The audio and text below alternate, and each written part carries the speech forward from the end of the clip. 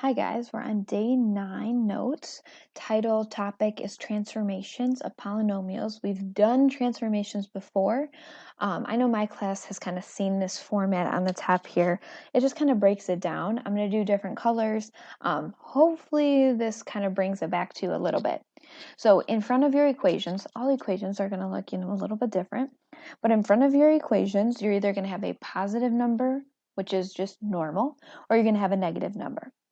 If you have a negative number in the front, that means the transformation that you have is a reflection. And we're very specific here, and we say reflection over the x-axis. If that's in the front, that's the negative sign. From here, you can have a number in the front, this a value. Okay, two things to think about. If a is greater than 1, so 2, 3, 4, 5, 6, 100, 200, bigger than 1, we say, and I call this a vertical expansion by whatever number. So it's basically getting taller. It's growing by 2 or by 5 or something. However, if a is less than 1, so it's a small number, typically a fraction, then it is shrinking, and we say, or I say, vertical compression by whatever that number. Again, it's just getting shorter. It's getting smaller in the vertical direction. Okay, the next thing I want you to look at is this number or value, h value on the inside. I'm going to put a star next to this. In my class, I always put a star next to this because this told us that this one was special. The h value gets a star because you do the opposite. However, this moves you to the left or it moves you to the right. You just do the opposite way. So if it was a negative, you do the opposite and you go to the right. If it was a positive, you do the opposite and you go to the left. Our last one is the k value, which is on the end of the equation. This one doesn't have a star. You do it like normal. It's going to move your graph up or it's going to move your graph down. That's how it shifts it. And those are really the 4 things we talked about. If there's a negative in the front, it's a reflection. If there's a number in the front, it's either getting taller or it's getting shorter. The h value on the inside next to x, I put a star next to it, goes left or right. And then the number on the end of the equation takes you up or down. So that's just kind of where the pieces are located, kind of different colors so you can see what's happening. Those are really the 4 things we did.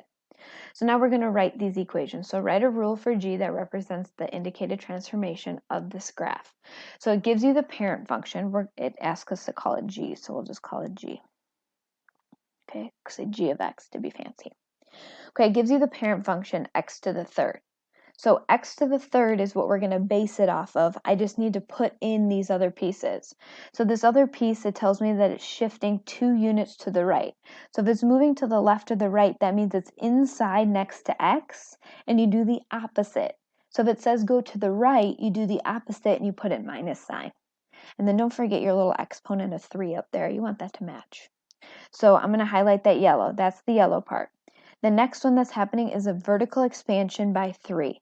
If it's a vertical expansion, that means I get a 3 in the front of my equation. That matches with the blue. The last one is a vertical shift down 4. If something is going up or down, you do it normal. Down is a negative, and it's on the end of my equation. So I go down 4, and that matches with the green. And that's all I need. That is my equation. I gave it a name, g of x. Let's do the next one. I'm going to call it g of x again, just to keep it the same. I have that parent function, x to the 4th. I do everything based off of that. The first thing that's happening is a reflection. Well, if I have a reflection, that means right in the beginning, very beginning, I have a negative sign.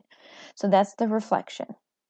Then it tells me that I have a vertical shift up 6 units. So that means I have x to the 4th kind of just hanging out. Nothing happened to that. And then on the end of that, I'm going up 6 units. So tacked onto the end of that equation, I have the up 6 units. And only 2 things were happening there. So I put those 2 numbers in. Yellow goes with yellow, blue goes with blue. Okay, problem C. Again, let's call it g of x. I have my parent function, it's x squared two things are happening. So let's see what's happening. I have a shift left 5 units. So if something is going left or right, that goes inside next to x, and you do the opposite. So instead of left 5, I put a plus in there. And then don't forget your little exponent of 2. Again, you want that to match. So that's that yellow part. Those match up. The other thing that's happening is it's going down 3 units. So on the end of your equation, going down would be negative 3 units. And that blue matches with the blue. There's my equation. Two things happening. Let's do another one. Problem D, I have, let's call it g of x again. I have that parent function, x to the third. I have two things happening. I have a reflection over the x-axis. So I have a negative in the front. So I just put that right away.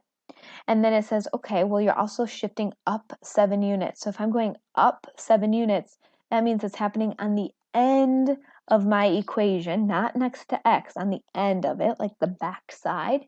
And I go up 7, so I get a plus 7. And those are the two transformations that are shifting this graph around. And that is my new equation. Okay, kind of just seeing this in picture form. 3 things that are happening. I'm going to do 3 different colors. I'll just kind of make it a little bit easier. I have this graph over on the side. It's actually a parabola, which means that it's a quadratic. And I'm going to move this graph around. So this first one says in red, so you can get a red pen or a highlighter or something. Shift the graph down 3 units. So I physically take this parabola and I move it down 3 boxes or 3 units. So I'm going to try my best here to move this down. So see where it crosses perfectly. I'm going to move that down 3 spots. 1, 2, 3. And I'm going to put a new red. Wow, that's really just bad. I'm going to put a new red dot. And then I'm going to find a couple other spots where I can move it down perfectly and put a red dot. 1, 2, 3. Kind of see where I'm getting those red dots. And just moving it down 1, 2, 3. 1, 2, 3. And just kind of counting it out. I moved it down, shifting it down 3 spots. And then I kind of made 6 dots there, the best that I could. And I'm connecting those. And that just took this graph. I didn't really change anything besides moving it down 3 spots. So I did that. That's in red. So now I'm going to go back to the beginning and do blue. And I'm going to shift the original graph, that black graph, 4 units to the right. So I'm going to take that black graph and I'm going to move it 4 to the right. 1, 2, 3, 4. I put a blue dot. 1, 2, 3, 4. 4. I'm going to just do this with a couple spots here. Nope, that's not right. 1, 2, 3, 4. See, I'm just taking those dots and I'm counting 4 spaces over, and I have my blue dots on there. I get quite a few on there so I can see that shape forming. I don't want to guess on the shape. I want it to be pretty accurate. But again, all I did was took that blue graph, and if you just kind of picked it up off your paper, like if it was floating, and I just scooted it over 4 spots. Okay, my last one is a reflection in green.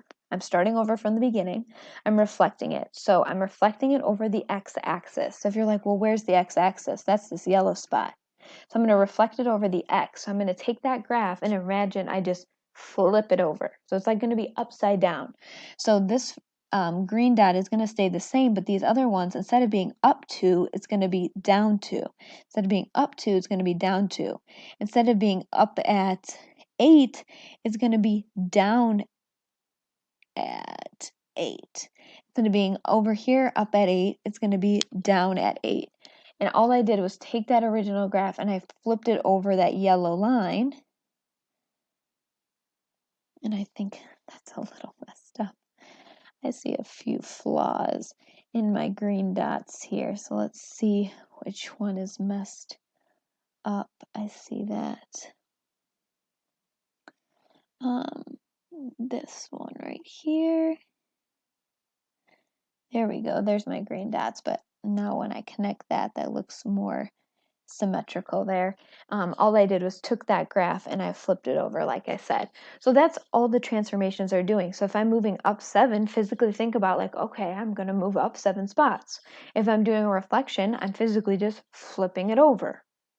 Sometimes we have more than one thing going on, right? Like 3 things might be happening. That's just more complicated, but it's the same idea.